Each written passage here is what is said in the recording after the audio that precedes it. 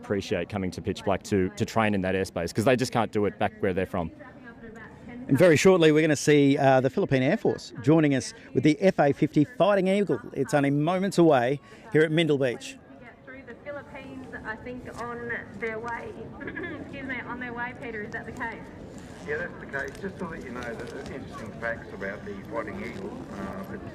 And online around Australia, watching at the moment, we've got James in Adelaide, we've got people in Perth, Newcastle, Sydney, Orange in New South Wales, Canberra, Tasmania, the Sunshine Coast, and of course Melbourne. So people from all around Australia joining us here today to see the spectacular display that we're seeing live here at Mindil Beach in Darwin, the Northern Territory of Australia. And of course, welcome to our international viewers as well, who are watching from all around the world to enjoy this.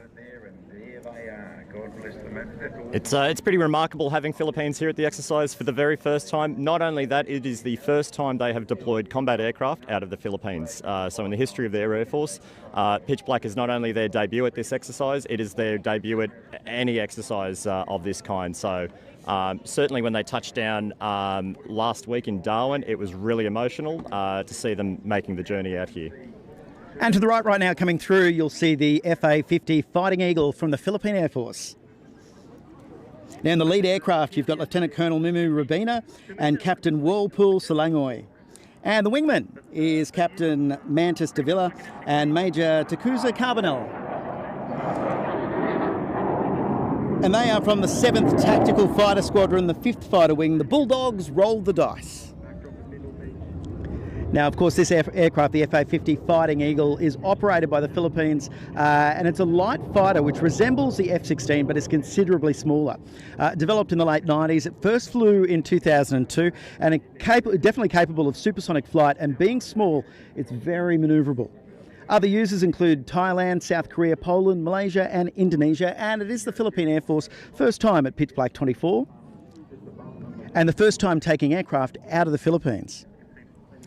So as mentioned before, it's seeing one up close. It really does feel like a little F-16. It's got a radar. It can deliver guided weapons, but it's also got a second seat in the back. So it's really useful for training as well. And it's fantastic to see them up here for the very first time.